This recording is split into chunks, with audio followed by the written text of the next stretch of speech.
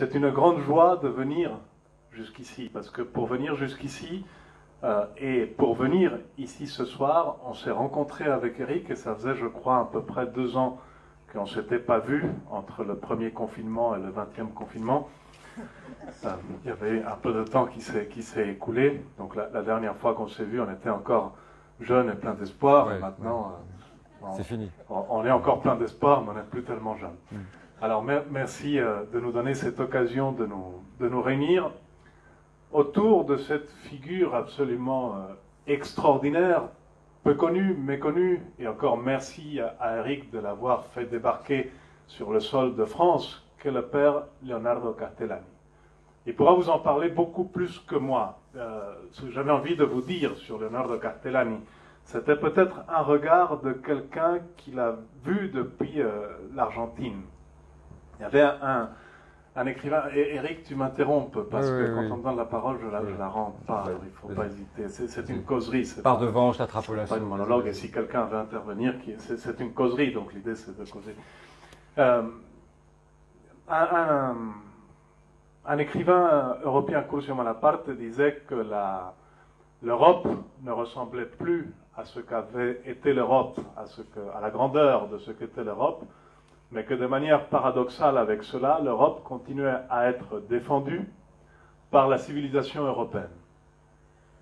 Et en réfléchissant avec Eric, en venant ici ce soir, on s'est dit typiquement une figure qui continue à défendre ce qu'a été l'Europe chrétienne, l'Europe païenne, ce qu'a été vraiment l'Europe, cette conjonction, cette rencontre entre le paganisme qui a été sublimé par le christianisme, ça a été, et c'est encore aujourd'hui par ses écrits, Leonardo Castellani. Et c'est la figure de comment cette Europe qui a pu se transvaser, qui a pu aller jusqu'aux confins du monde, reçoit aujourd'hui en retour une parole forte, une parole vivante,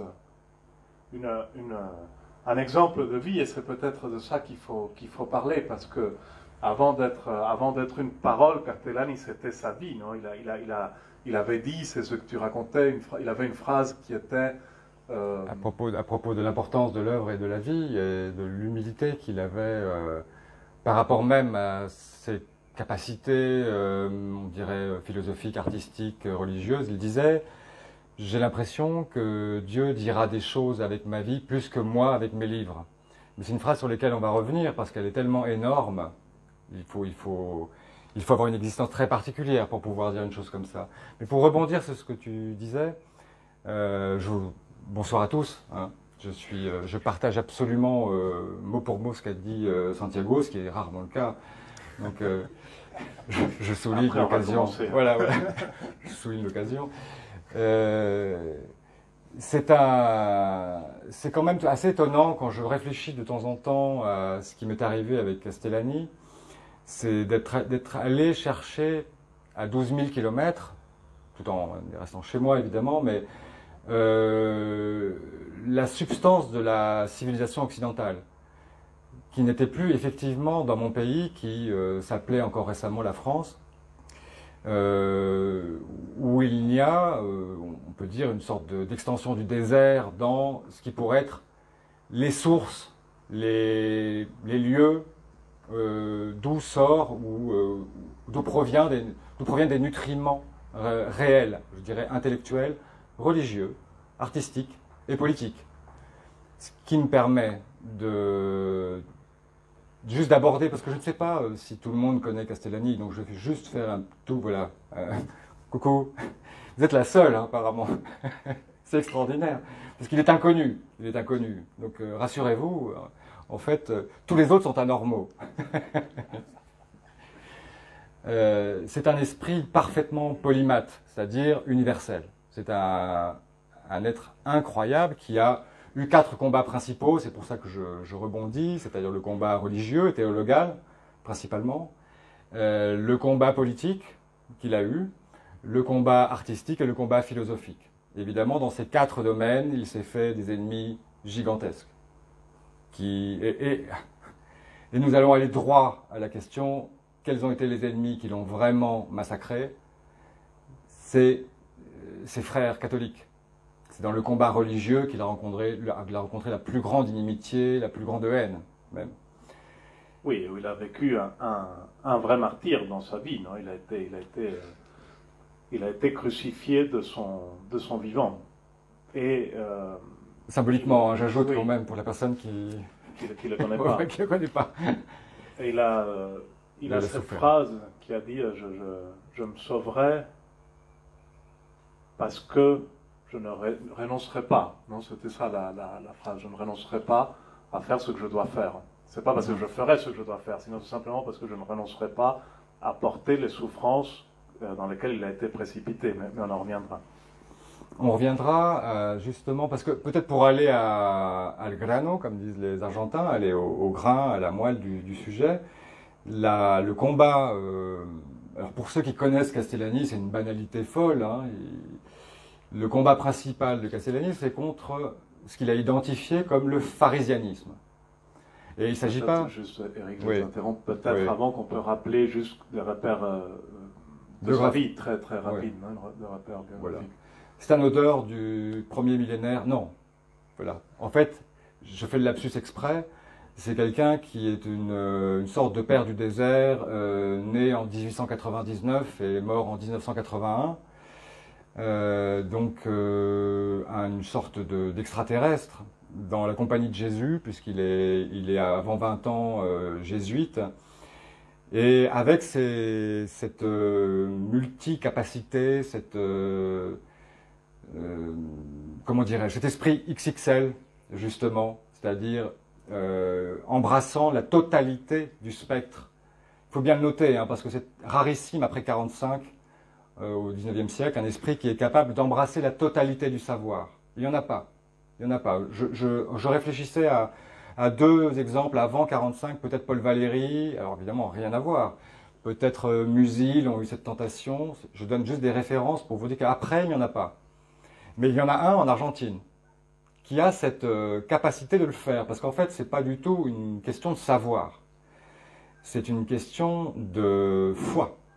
Et c'est là la grande découverte qu'on peut faire avec Castellani, c'est que pour pouvoir comprendre ce que c'est que la civilisation occidentale, je dirais de l'art le plus pointu jusqu'à la science la plus pointue, il faut la foi. Et cet être avait la foi. Les autres penseurs qui sont parus dans cette époque-là, je ne nommerai personne, hein, je veux vexer aucun lecteur de la philosophie française, par exemple, existentialiste ou autre, mais s'il y en a, mais si vous voulez, ce sont des gens tout à fait fragmentés, ce sont des gens qui ont des petites choses, des petits talents, mais qui n'embrassent pas ce que tu disais être la totalité de l'être européen. C'est nous, hein, c'est l'Occident en réalité. Je vais arrêter de bouger le micro. On va revenir aux repères, donc naissance en 99 et parcours chez les jésuites assez compliqué, puisque c'est un jésuite assez turbulent, extrêmement talentueux, qui va se retrouver confronté à une hiérarchie sourcilleuse parce que ni son code vestimentaire ne correspond vraiment à leur goût, parce que ça va d'un détail aussi insignifiant que le fait qu'il portait un ceinturon par-dessus sa soutane, par-dessus. Et jusqu'à ces critiques de la décadence du clergé qu'il commençait à voir, et notamment pourrait-on dire, la corruption qu'il voyait à l'intérieur des séminaires. Et là, il s'est fait très très vite redresser. Et pour reprendre justement ce que tu disais, je ne renoncerai pas, ou c'était quoi la formule exactement? Parce que c'est tout à fait ça.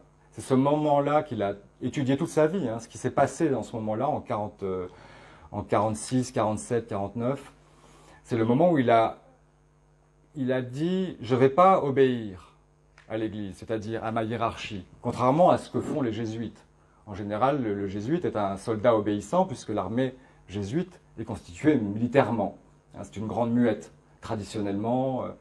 Et Castellani, qui était un grand connaisseur de son ordre, se sentait beaucoup plus proche, disons, de Ignace de Loyola, qui n'était pas un soumis, que les derniers ersatz du XXe siècle de la défunte puis renée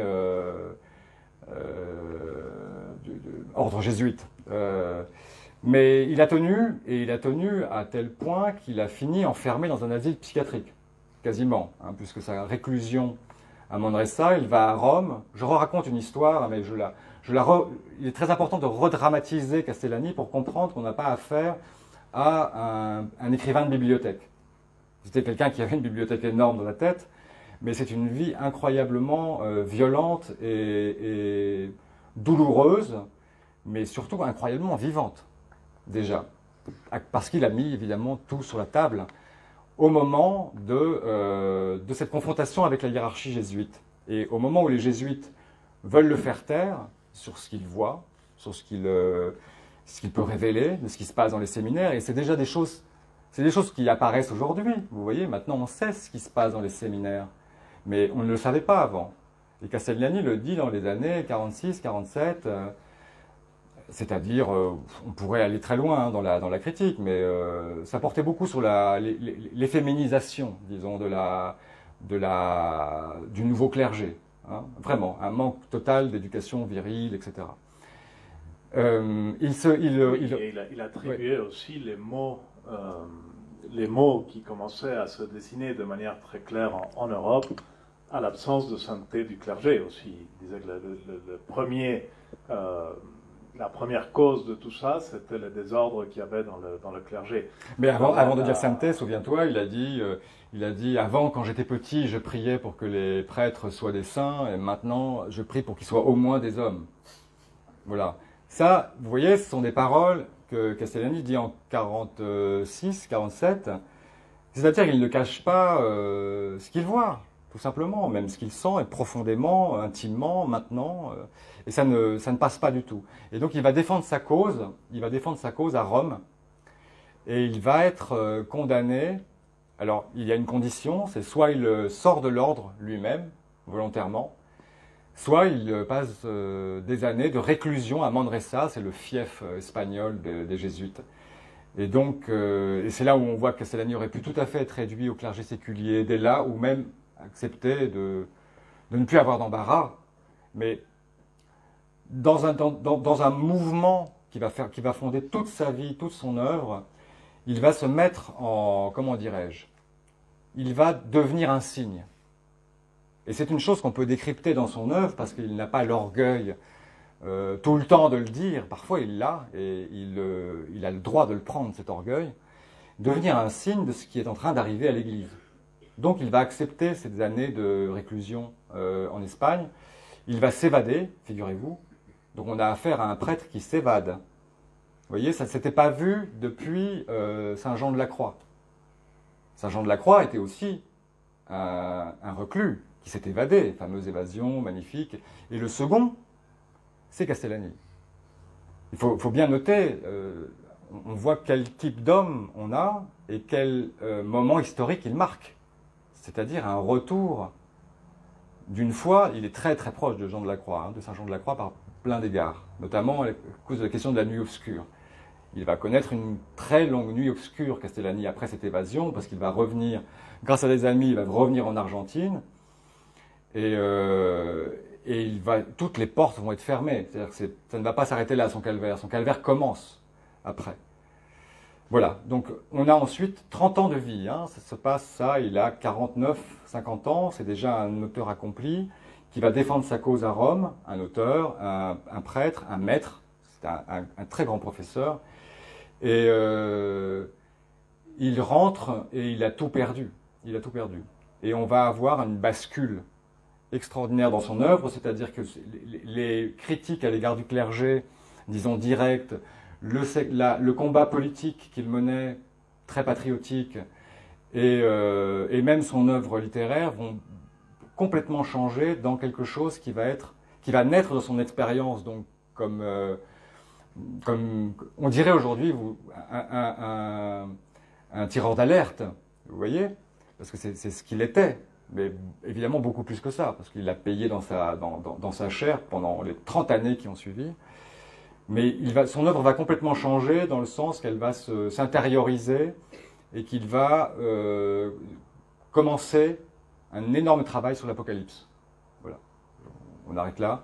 Oui, juste pour revenir sur ce que tu disais, la phrase exacte de Castellani, c'est « le seul chemin que j'ai pour me sauver, c'est pas nier le Christ, c'est de ne pas nier le Christ.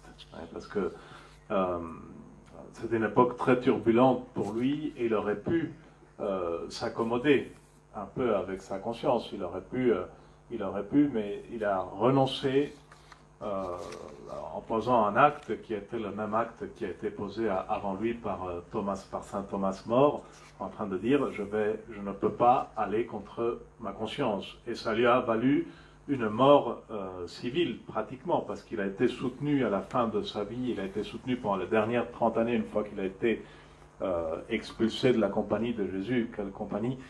Une fois qu'il a été expulsé de cette compagnie, il a vécu grâce pratiquement aux dons d'amis qui lui ont acheté un petit appartement dans une pauvreté extrême, dans une solitude extrême.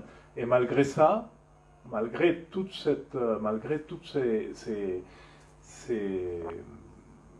choses qui lui sont tombées sur la tête, mais avec une soudaineté et une violence, il avait tout pour devenir un des professeurs des jésuites à un niveau mondial. Il avait tout pour réussir. Et en fait, ce qui est extraordinaire dans le parcours de Carpellani, c'est qu'il a choisi la croix. Il n'a pas choisi de s'accommoder, il n'a pas choisi de se taire, il n'a pas choisi de dire aux autres ce qu'il voulait écouter. Ça a été une vraie voix qui a crié dans un désert et qui a vécu dans un désert matériel, mais dans un désert, hormis quelques amis, dans une grande solitude aussi, accablé de maux physiques, parce qu'il a été brisé par cet enfermement, par cet emprisonnement à Mandrés, il a été brisé lui-même dans sa santé physiquement avec beaucoup de maux, et malgré ça, il a conservé quelque chose de magnifique, et qui est ce qui définit un chrétien magnifique.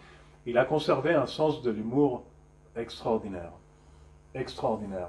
Un peu le même sens de l'humour qu'avait, je pense à ça, qu'avait saint Thomas More quand il monte à l'échafaud. Je ne sais pas si vous connaissez cette histoire qui est assez connue, et qui dit à son bureau: aidez-moi s'il vous plaît à monter, je descendrai tout seul. Ouais, ne vous inquiétez pas, pour descendre, je me débrouillerai. Oui, il avait cet humour qui était presque enfantin. Il a des choses qui sont très drôles. Il a par exemple une petite histoire qu'il raconte dans une lettre à un ami. Au milieu d'une lettre, il parle de la falsification de la culture. Et au milieu de la lettre, quand il est en train de parler de la falsification de la culture moderne, il glisse cette petite histoire qui dit il y a deux mouches qui se retrouvent, et l'une dit à l'autre: tout est falsifié, le sucre est falsifié, la farine est falsifiée, le miel est falsifié, tout est falsifié, moi je ne supporte plus, je vais me suicider. Et alors elle se précipite avec violence contre un attrape-mouche, mais l'attrape-mouche était aussi falsifiée, donc elle n'est pas morte. Et il a dans toute sa prose, il a gardé vraiment des gens qui l'ont connu.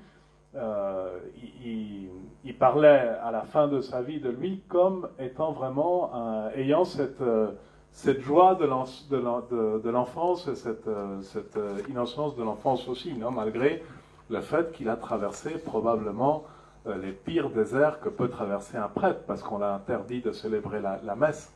Il a été privé de messe pendant des... Oui, il y a plein de choses qu'il faut préciser, parce qu'il y a des ambiguïtés. Par exemple, c'est l'auteur quand même de plus de 50 livres. Donc quand on parle d'un auteur ostracisé, mis au banc, on se dit mais comment ça, 50 livres? Donc il a publié. Mais il a publié dans des éditions d'une pauvreté incroyable. Quelque chose c'est consternant. Ce sont des éditions avec des papiers très... C'est à peine digne d'un roman de gare, si vous voulez. On les a, ces bouquins, aujourd'hui. Donc ce sont des livres qui ont été un peu publiés in extremis. Il publiait ses chroniques en tout cas ses homélies, oui, ses articles, dans des journaux plutôt... alors au début, quand il s'entendait assez bien avec les nationalistes, il arrivait à Argentin, il arrivait à publier dans 2-3 journaux connus, puis après beaucoup moins, et dans des feuilles paroissiales, si vous voulez. Voilà. On a affaire à un auteur dont un ou deux auteurs argentins se sont rendus compte, en tombant sur une feuille paroissiale, qu'ils avaient affaire à quelque chose de plus qu'un génie. Parce qu'on ne parle pas d'un génie. Hein. Un génie, c'est un talent au cube, si vous voulez. Mais là, il s'agit de quelque chose qui est une autorité. c'est quelque chose d'un peu différent d'un génie. Un génie peut avoir tout sauf l'autorité. Il avait même l'autorité des anciens des prophètes de l'Ancien Testament. Ah bah C'est-à-dire l'autorité de celui qui prédit et qui voit et qui paye. tout ce qui va arriver, qui le dit à ses semblables et qui est considéré comme un fou par ses semblables. Il s'appelait lui-même de manière ironique et drôle le curé fou. Et on l'appelle, certains l'appellent le curé fou, mais il avait cette charge prophétique, non? Parce que on en parlait avec Eric en train d'organiser la conférence, il a une très belle explication dans un de ses livres qui est l'Apocalypse de Saint Jean. Il dit en fait, les chrétiens, on a l'impression que on perd souvent ici-bas, qu'on perd les batailles, qu'on est des éternels perdants, et on a une consolation qui est de dire, mais la victoire finale sera nôtre. Elle dit non, la victoire finale ne sera pas nôtre. La victoire finale est déjà nôtre. Nous avons déjà gagné. Nous n'allons pas gagner à la fin. Ce n'est pas à la fin que nous allons gagner. Le Christ, à partir du moment où il est mort sur la croix et où il a expié avec lui tous les péchés de l'humanité sur la croix, c'est à ce moment-là que nous avons gagné. Et nous avons l'assurance de la grande victoire finale. Mais la victoire finale, elle est déjà dans notre temps. Elle est déjà dans notre temps. Nous sommes le camp des vainqueurs.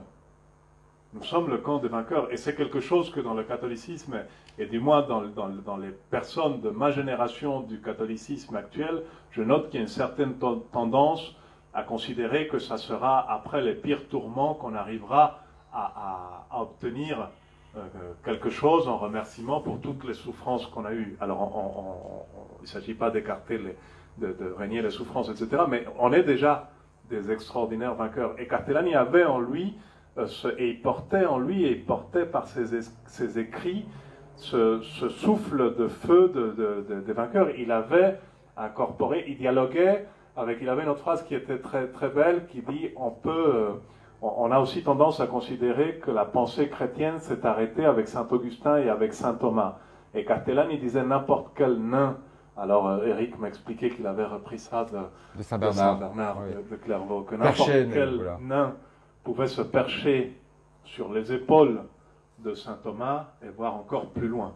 Et c'est ce qu'il a fait toute sa vie. Ça a été un grimpeur extraordinaire. Il a passé sa vie à monter sur saint Thomas et saint Augustin pour essayer d'expliquer et de réveiller le cœur des hommes. Mais pas de réveiller le cœur des hommes comme on voudrait le faire maintenant en train d'utiliser des moyens de communication actuels. Il a été très inactuel et il a expliqué que le triomphe, la seule manière qu'on avait les chrétiens de lutter, c'était en train d'imiter le Christ.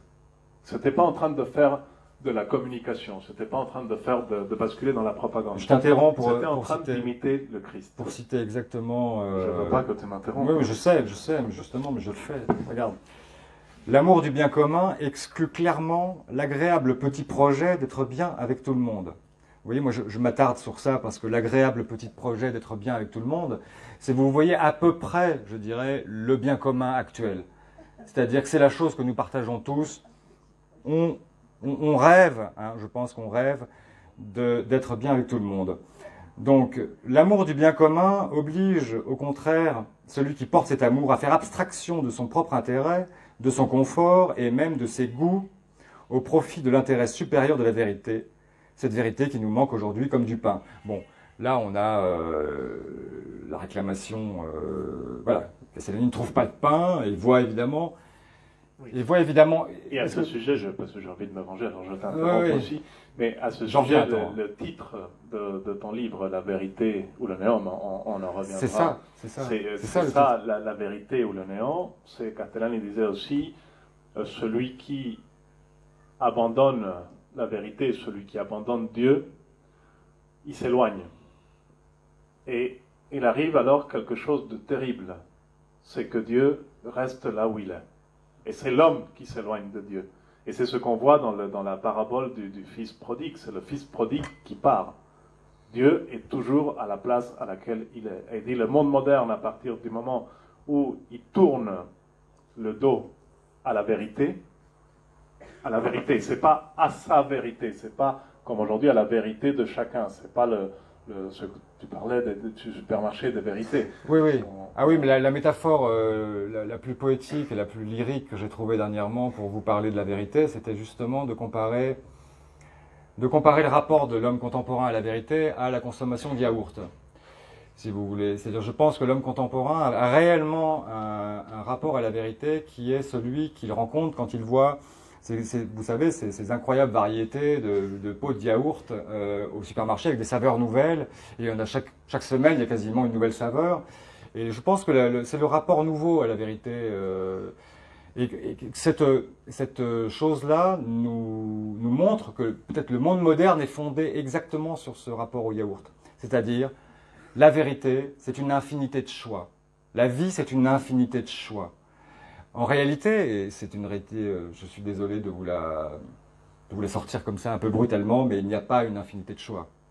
Il n'y a en fait qu'une alternative, la vérité ou le néant. Il se trouve que c'est un livre qui vient de sortir, parce que c'est ça pour un catholique. Il n'y a pas de... Évidemment, la vie est d'une variété incroyable, et on va me ressortir à la limite les 50 nuances de gris. Oui, si vous voulez, mais au bout du compte, pour un catholique, tout s'approche de la vérité ou s'en écarte. Tout est sauvé ou perdu. Ça, c'est une chose qui devrait donner à tout catholique, je rencontre très peu, hein, une vision des choses d'une netteté incroyable. Ça s'appelle un idéal, hein, si vous voulez, pour l'utiliser un petit peu.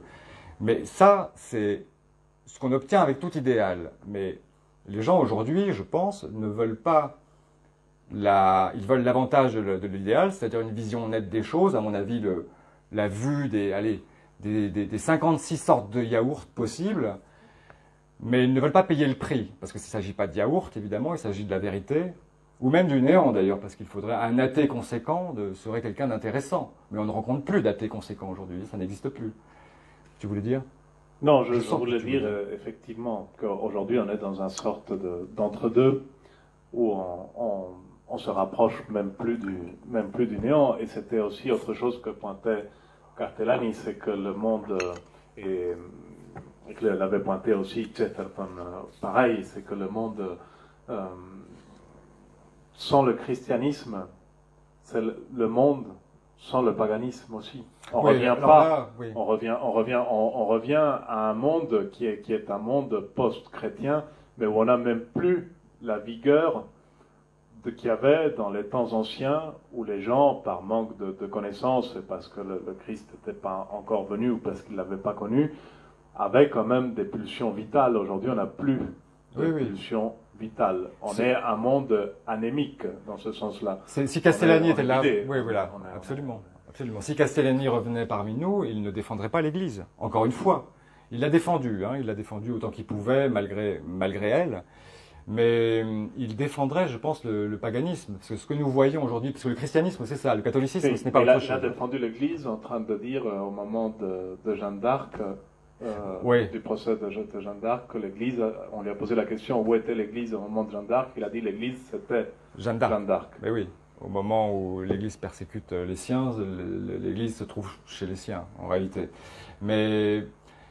Non, mais pour revenir à ce faux paradoxe qui n'est trop peu connu, parce qu'on va en avoir besoin là dans les temps qui viennent, c'est que le catholicisme est une mise en scène du paganisme, si vous voulez. C'est une formule qui semble incroyable. En fait, si vous voulez, le paganisme antique, c'est absolument la création de Dieu. C'est la création de Dieu. Ce sont les choses telles que Dieu les a faites, et parmi ces choses, il y avait des choses monstrueuses, des cultes très mauvais, etc. Mais il y avait toutes les choses bonnes créées par Dieu. Les choses nécessaires et bonnes, et saines. Le christianisme est arrivé, évidemment, à révéler le plan divin à la suite des prophètes, si vous voulez, mais c'était un savoir très réduit, celui des prophètes. Je veux dire, cantonné à un petit espace. Le christianisme s'est répandu dans le monde, et nous avons, après 2000 ans d'histoire, perdu le christianisme complètement. Je pense que la chose est actée. C'est fini. Nous ne sommes plus sur des territoires de la chrétienté. C'est fini. Vous êtes bien d'accord avec ça ou Vous pensez qu'on va gagner, moi je pense qu'on est vraiment sur les territoires perdus de la chrétienté. Nous sommes dans un monde néo-païen, justement, mais qui n'a plus le paganisme comme le paganisme antique, je veux dire ce que les choses bonnes et saines étaient. Parce que le christianisme est attaché à mettre en valeur, il n'a pas ajouté, il a ajouté le sel dans le pain, si vous voulez. Il a ajouté le pain qui dépérissait peut-être même de ne pas savoir son sens. Mais c'est ça qu'il a rajouté. Et c'est un rajout par celui qui a créé, évidemment, le pain, pour donner le sens à ceux qui l'avaient oublié, parce que le monde païen était décadent, était dans le désespoir le plus total. Donc c'est la période où arrive le Christ. Mais aujourd'hui, nous sommes à la fin d'un cycle complet où l'Église a...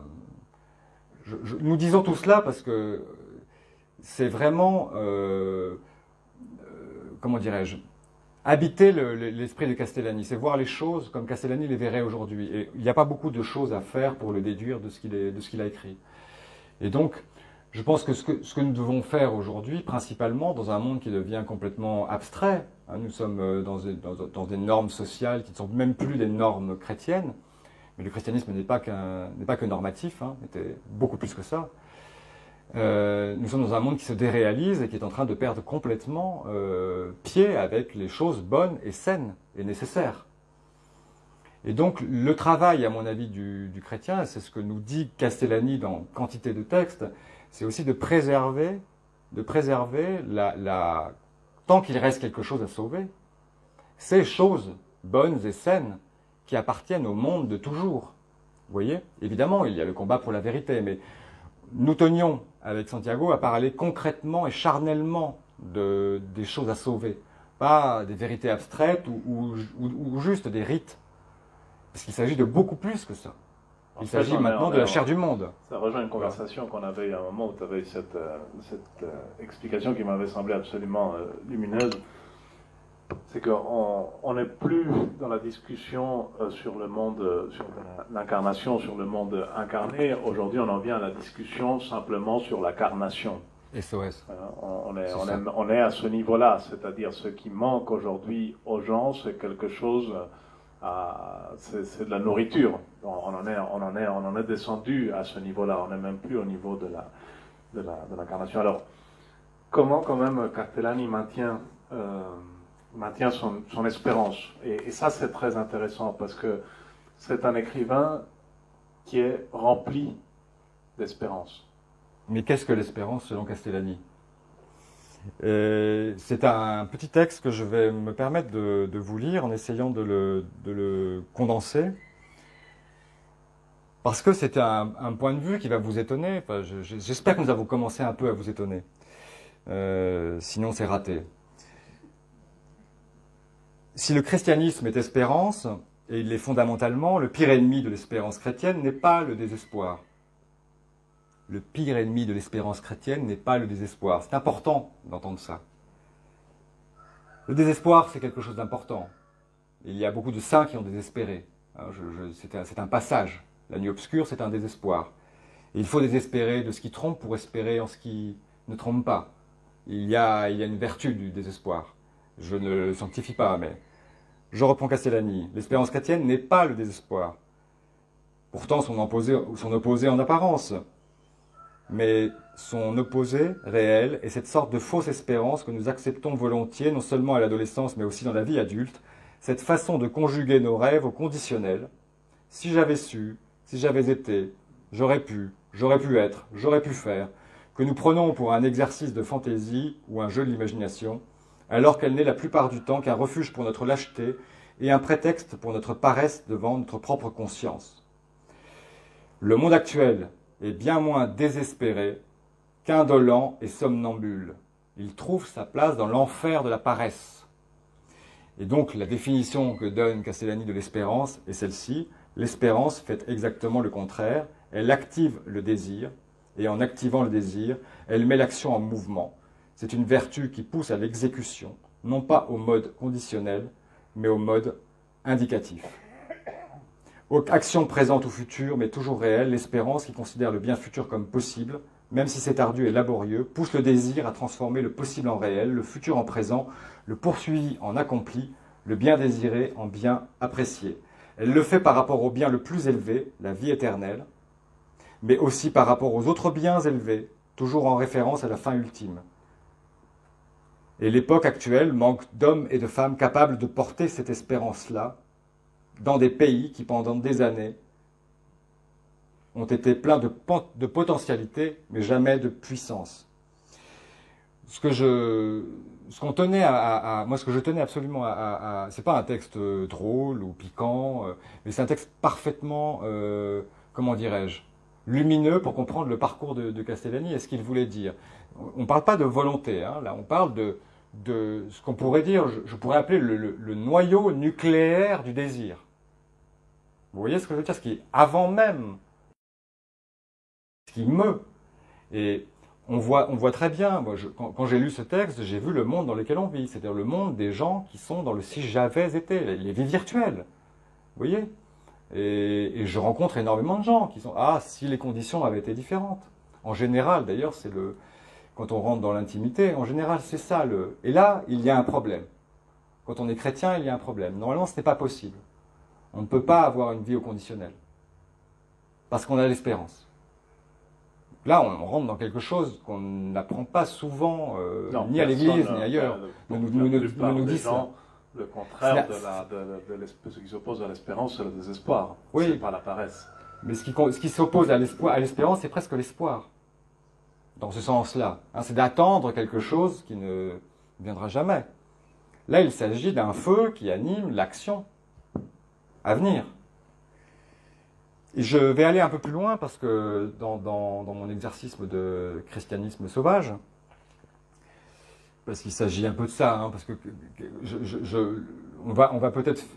on clôturera peut-être sur ce portrait qu'on veut faire, moi que je veux faire de Castellani comme d'un chrétien sauvage, hein, en un temps où le catholicisme, sur son époque, était devenu parfaitement pharisien et parfaitement sclérosé, qu'il soit conservateur ou progressiste. Hein. Ça ne change absolument pas la chose. Mais je vais juste dire quelque chose qui me semble tellement... Si vous voulez, on s'attend aujourd'hui à entendre ce genre de choses chez des auteurs comme Nietzsche, qui est un parfait désespéré, parce que juste on associe la force au désespéré et la douceur au saint, mais qui sont absolument dépourvus de force. Et là, nous avons une sorte de saint puissant. Les saints sont toujours puissants. Évidemment, ils échouent dans la vie. Je veux dire, c'est très compliqué, mais ce qu'ils ont à nous dire est d'une puissance folle. Je finis juste là-dessus parce que peut-être ça vous trottera dans la tête quelques jours. Ainsi, l'espérance rend l'homme magnanime, c'est-à-dire grand, tandis que l'absence d'espérance le rend paresseux et craintif, faisant de lui cet individu qui vit de rêves ou de fantasmes, qui se perd dans les rêves de grandeur ou du moins dans ses bonnes intentions inutiles, dont l'enfer est pavé. Toute vraie grandeur dépend de l'espérance. Celui qui espère de grandes choses est grand, et celui qui espère de petites choses est petit. Voilà, je voulais dire cette chose un peu violente, mais qui me semble aujourd'hui à la mesure de la petitesse et de l'étroitesse anthropologique des êtres humains que l'on croise. Hein, le rabougrissement des cœurs et des cerveaux est tout à fait spectaculaire. Castellani le voyait, mais il l'a vu d'abord dans l'Église. Et comme nous en discutions avec le Père José hier, comme il est bien probable que ce qui est arrivé à l'Église, que l'Église étant une sentinelle et un fortin, tout ce qui s'y passe va se dérouler ensuite dans le monde, et pas l'inverse. Si l'histoire est théologique, il est évident que ce qui s'est passé dans l'Église, et donc ce qui s'est passé dans l'Église, disons, entre la fin de la chrétienté et le XXe siècle, a été crucial pour tout ce qu'on vit aujourd'hui. À partir du moment où l'Église est tombée comme structure, on peut en discuter, hein, évidemment. Castellani le pensait. Il pensait que c'était la fin, que son aventure à lui le démontrait, plus ou moins. C'est-à-dire qu'il n'y avait plus, que l'autorité avait fui le Vatican.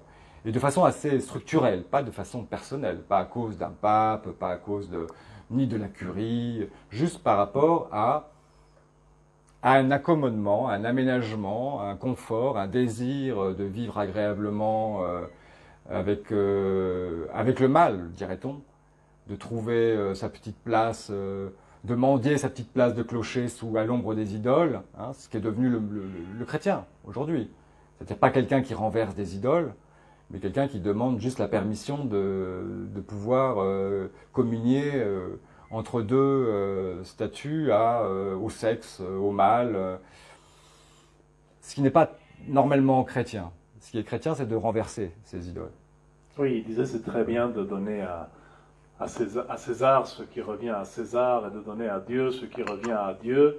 Mais dans le catholicisme actuel, on donne beaucoup à César, on se soumet beaucoup à César et Dieu, la deuxième partie de la phrase « rendez à Dieu ce qui est à Dieu », on le voit pas. On le voit pas.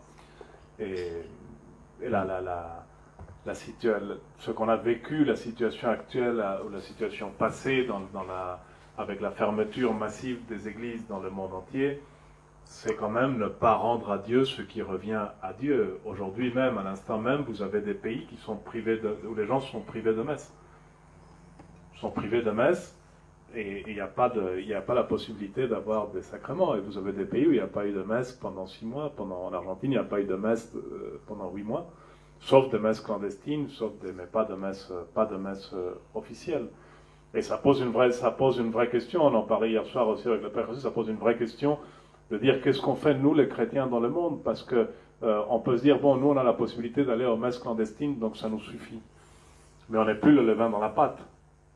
On n'est plus la lumière, on n'est plus le sel, comme on est amené à être. On est amené à être lumière et sel du monde, pas lumière et sel des chrétiens. On n'est pas là pour être dans un entre-soi.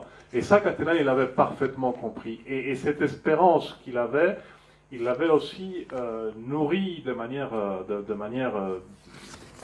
presque, je pense, presque physique, presque viscérale, avec la contemplation des mystères de l'Apocalypse.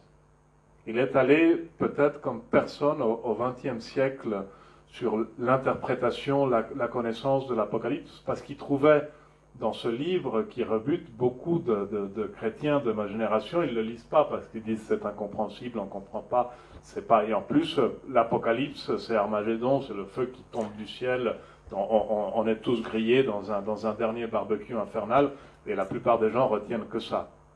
Oui, Castellani, ce qu'il retenait, c'est que toute la vie du chrétien devait être illuminée par l'espérance de la deuxième venue du Christ. Et il disait, il a un livre qui s'appelle Cristo vuelve, le Christ reviendra-t-il? Le Christ revient ou ne revient pas? Et il disait, en fait, les chrétiens, le catholicisme, ce qu'il a perdu, c'est la contemplation et la méditation des fins dernières. On ne voit plus les fins dernières. On vit dans une sorte d'accommodement dans la douceur qui est réel. Regardez autour de vous ces beaux arbres, cette belle nuit d'été. On vit encore dans une belle douceur qui nous entoure. Pour combien de temps, on ne sait pas, mais aujourd'hui, on l'a encore. Et on n'a plus la volonté de regarder plus loin et d'ouvrir nos cœurs aussi au mystère du retour du Christ qui est déjà en train de revenir. C'est pas qui reviendra quand il est déjà en retour. Je reviens vite, il a dit en partant, et il est déjà en retour. Je vais juste faire un... Là, regarde, il est 8h, donc ça fait 1 heure. Il faut contrôler le temps. Quand vous en avez marre, vous nous dites on arrête, parce que nous on a prévu de continuer à parler jusqu'à à peu près 1h30, 2h du matin. Ouais, il y a des petits bouts de bois assez légers, vous pouvez lancer. C'est pas du caillou, hein, j'ai testé tout à l'heure. Bon, vous pouvez faire ça. J'essayais d'insérer, de placer le livre quand même. Tu vois, quand même. C'était l'objet et on a complètement oublié, mince. Quelle boulette, on n'est vraiment pas bons les chrétiens, hein. Pour vendre, on est mauvais.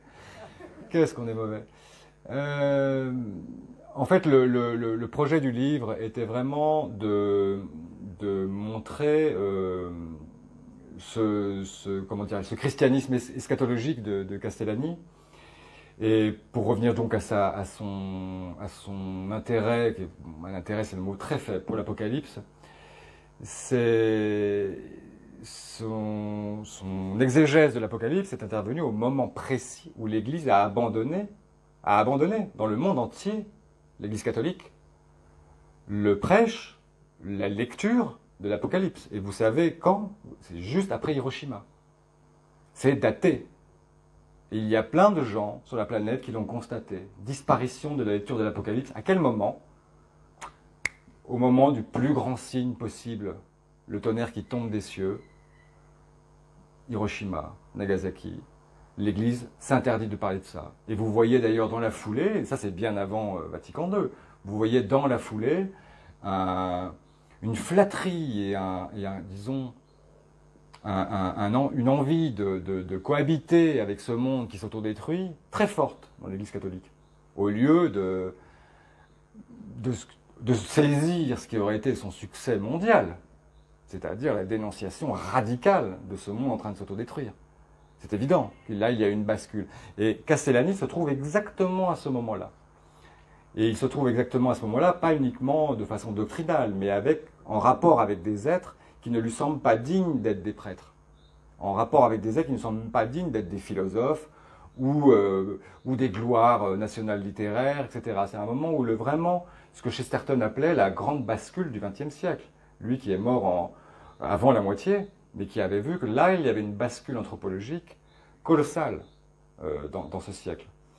Et l'Église, elle était peut-être la première à craquer réellement. Et donc, il a eu ce rappel des fins dernières, alors les fins dernières particulières et les fins dernières du monde. L'Apocalypse, c'est le monde.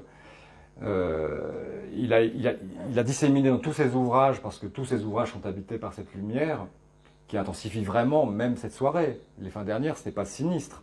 Ça avive l'éclat des choses que l'on voit. Et c'est pour ça que le monde actuel est si fade, et si plat, en 2D, tout simplement. Tandis que les fins dernières, c'est 5D, c'est très impressionnant, parce qu'il y a même ce que tu faisais par rapport à la parousie qui est presque au début des temps. Enfin, on peut rentrer dans quelque chose, les gens s'amusent avec de la science-fiction, mais ils ne comprennent pas qu'ils ont une doctrine et un livre qui est incroyablement plus riche en monde, réellement, que n'importe quel bouquin de science-fiction. Ce que nous avons, nous, qui est la vérité, réellement. Les évangiles, le Nouveau Testament, c'est hallucinant. Saint Paul, incroyable. C'est plus vertigineux que la cosmologie. Mais donc je me suis intéressé à tous les passages où l'enseignement de Castellani se fait plus eschatologique, centré autour de la question de la vérité. Et dans ce livre, c'est ça qui est présent. Moins l'Apocalypse, que j'ai beaucoup traité dans 2 livres auparavant, mais la première anthologie et un petit livre où Castellani figure comme apocalypticien. Et dans celui-ci, plutôt, disons, l'Apocalypse intime, c'est-à-dire la révélation et l'accession à la vérité, en 3 parties d'ailleurs, l'ouvrage est séparé en 3, vérité sur le monde, vérité sur soi et vérité de Dieu. Ce qui me semblait un bon ordre, parce que Castellani est un être vraiment, comment dirais-je, c'était pas du tout un être autobiographique au sens où il a écrit son autobiographie, mais c'est une œuvre profondément existentielle. Ce qu'il a vécu, bon, on a commencé par ça et on va finir par ça, parce que c'est une vie et une œuvre tellement indissociables que il fallait absolument que le centre de l'ouvrage que nous présentons ce soir soit justement la vérité sur soi. On parlait hier d'autre chose, c'était le fait que seulement Dieu pouvait faire de la fusion. Oui. Et la vie de Castellani a été une vraie fusion de tout son être avec la vérité. À chaque instant, ce qu'il a dit, ce qu'il a écrit, reflétait ce qu'il pensait et ce qu'il croyait. Parce qu'on se faisait une réflexion sur la fission atomique, vous voyez, sur les 2 moments qui sont peut-être les 2 grands moments apocalyptiques. Fission atomique, et on n'a jamais pu faire la fusion. Vous savez, on a la grande prétention des scientifiques, des physiciens, c'est de faire de la fusion nucléaire. On ne sait toujours pas le faire, parce que c'est l'art de Dieu, la fusion. C'est pas l'art des hommes. Les hommes, s'ils commencent à toucher à la matière de Dieu, ils ne peuvent que diviser, parce qu'ils sont aidés par le diable. Et nous sommes en train de vivre la même chose depuis 2003, parce que 2003, c'est la découverte du génome. À mon avis, c'est 2 moments clés de apocalyptique. Il y en a beaucoup d'autres. Mais Castellani ne pouvait pas connaître le second, qui est la découverte du génome. Vous voyez, et là, nous sommes en train d'avoir des êtres qui c'est les ciseaux génétiques. On vous parle de ciseaux génétiques pour insérer des lignes de code dans le génome humain. Donc après l'atome, le génome. Ce sont des choses, c'est très intéressant de connaître un peu sa théologie et son saint Thomas d'Aquin sur ces questions parce que Thomas d'Aquin était aussi une sorte de physicien grâce à Aristote. Toutes ces affaires-là, c'est des affaires de Dieu. Hein, c'est le domaine des anges, comme disait saint Thomas. Et le jour où l'homme, saint Thomas, nous parlons donc du XIIIe siècle, hein, saint Thomas a prédit que le jour où l'homme toucherait l'atome, ou à la molécule, le mot n'était pas là, c'est-à-dire au principe du vivant à l'intérieur de l'être ou de la matière c'est l'atome, là l'homme rentrerait en collusion avec le démoniaque. Et c'est exactement ce qui est en train de se passer, avec une indifférence totale, avec des colloques de chrétiens et d'éthicologues ou d'éthicticiens, d'éthiques tartuffes, qui valident finalement ces choses qui sont purement et simplement diaboliques. Ce n'est pas négociable. Oui, Castellani disait que c'était les portes, que l'éther est l'élément des anges, des esprits. Oui. Et que l'homme était parvenu à rentrer dans cet élément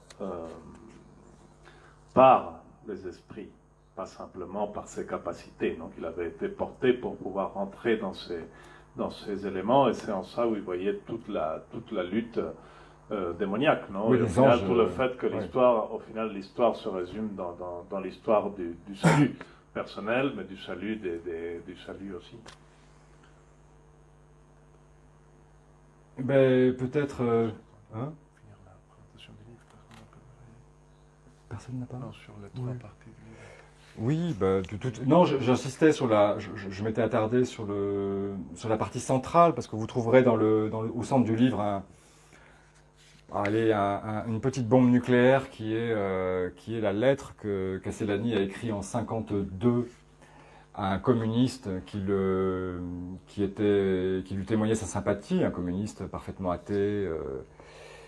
Et il a écrit une lettre d'une vingtaine, trentaine de pages, qui est une pure merveille. Vous verrez Castellani comment dirais-je, vous parcourez cet esprit absolument universel, varié, en quelques pages. C'est-à-dire c'est quelqu'un qui est capable de rassembler, de se rassembler. Mais ça, c'est la vertu des gens entiers, je pense. Ils sont capables de se rassembler eux-mêmes en une phrase, de se ressaisir. C'est une lettre pleine d'humour, dans un moment de tragique total de sa vie, où il n'a plus rien, et où il remise. Vous voyez, c'est où il risque, où il défie à nouveau la persécution. Et c'est un petit peu sur ça, avant de passer aux questions, que j'aimerais, moi, finir, parce que une des choses qui me semble que je voudrais dire ce soir, parce qu'elles sont... je les entendrai jamais ailleurs, et j'ai peut-être tort, hein, mais je veux le dire parce que je le crois sincèrement. Je pense que l'avenir qui est devant nous est un avenir de persécution. On en a un avant-goût et je pense que ça va être sévère. Mais je voulais dire une chose aux chrétiens présents, à vous, c'est que le christianisme ou le catholicisme, de toute façon, n'a que deux façons de mourir. C'est soit de persécution, soit d'ennui. Et je pense qu'il meurt depuis très longtemps d'ennui. Et que la persécution est peut-être une très bonne nouvelle. Et je pense qu'aujourd'hui, ce soir, nous sommes en train de vivre un début de ce que pourrait être une vie pas douloureuse dans la persécution. C'est-à-dire avec de la joie, des rencontres, un côté un peu clandestin, il faut bien l'avouer, suivez mon regard, mais qui va peut-être nous sortir de l'ennui dans lequel l'Église nous a mis depuis bien longtemps. Voilà.